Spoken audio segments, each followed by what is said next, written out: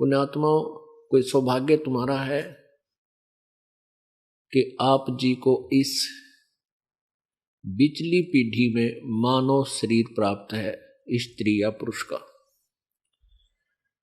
और उनसे भी अधिक सौभाग्य उन पुण्यात्माओं का है जो परमात्मा के चरणों में आ चुके हैं, जो जितना भी देर से आएंगे उतना ही पश्चाताप करेंगे। अब ये बिचली पीढ़ी का समय ये 20वीं सदी से प्रारंभ हुआ। अब ये 21वीं सदी चल रही है, इसमें ये चरम सीमा पर होगा। फर्स्ट पहले ही 10, 12, 15 वर्षों में इस 21वीं सदी के अंदर ये परमात्मा का ज्ञान, तत्व ज्ञान चरम सीमा पर होगा। पूरे विश्व में ये ज्ञान फैलेगा, सभी आत्मा, सभी प्राणी सुखी होंगे, दया भाव पुनः हमारे अंदर पैदा होगा। क्योंकि हम अज्ञानतावश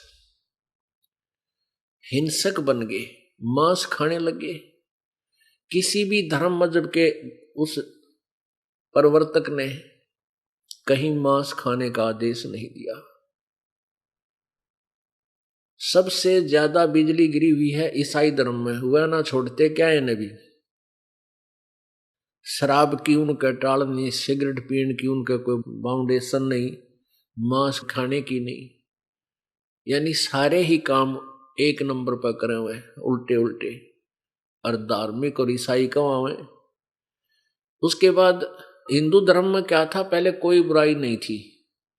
बीड़ी, शराब, मांस, तमाकू, कोई भी नशीली वस्तु नहीं प्रयोग करता था हिंदू धर्म। अब हिंदू धर्म में भी बिजली गिर गई। सभी, कोई घर खाली नहीं है जो व्यसन ना करते हो। उस घर में कोई व्यक्ति बेशक बच रहा हो, एक आधा जो ना प्रयोग करता हो बुराई को। इतनी गिरावट आ गई। मुसलमान धर्म में शराब नहीं प्रयोग करते थे, मांस और हुक्का खूब डट के पीवे। सिख धर्म में हुक्का नहीं पीते, तम्बाकू प्रयोग नहीं करते, बाकी मांस और शराब कति खूब दूध पानी की तरह पीते हैं, खाते और पीते हैं।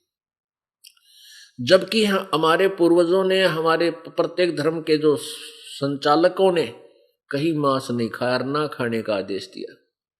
तो बुराई क्यों कर रहे हैं हम? और कर रहे हैं तो फिर धार्मिक कहां, हम उस धर्म के बंदे कैसे हुए? तो ये गिरावट जो आई है या अब फिर दोबारा सेट होगी और ये प्यारी आत्मा अपने परमात्मा को पहचान कर सतलोक पहुंच जाएंगी।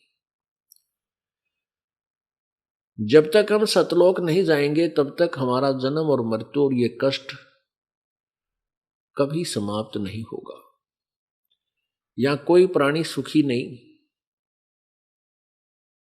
आप किसी को भी देख लीजिए, निर्धन को लगता है कि धनवान सुखी, धनवान सपने में भी सुखी नहीं है। ये सत्कर मान लेना, जिसके पास पैसे हैं उसका 36 तो और को भी दबावेंगी कि तक कल्बा में जाता होगा किसी को, या फिर और, क्योंकि पैसा जिसके पास होगा वो 2 नंबर के काम अवश्य करता होगा।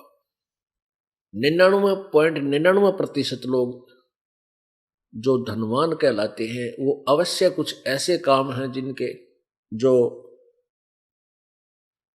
अनुकूल नहीं होते, और फिर उस कारण से उनके पाप इतने बढ़ जाते हैं। और फिर आगे से आगे, जैसे किसी के ने एक फैक्ट्री लगा ली, उसके बाद उसने सोचा एक और लगा लूं, 50-60 लाख 1 करोड़ रुपया कर्जा ले लिया, फैक्ट्री में हड़ताल होगी या कोई और कारण बन गया, कोई व्यवसाय ठीक ना चला, सर में दर्द, ना जाने कितनी टेंशन लिए सारा दिन घूम रहा है। भले ही वो कार में घूमता दिखा पर चैन कती नहीं उसको। कोई बालक बीमार, किसी का कैंसर, किसी का और बीमारी, चाहे राजा है, चाहे गरीब है, चाहे सेठ है, चाहे जीव है, चाहे ब्रह्मा विष्णु महेश तक है, कोई भी जीव इस काल के लोक में सुखी नहीं है। तो वो सुख का स्थान कहां पर है? सतलोक में। जिसको छोड़कर हम इस काल के लोक में फंस गए, और जब तक हम वहां नहीं जाएंगे तब तक हम सुखी नहीं हो सकते।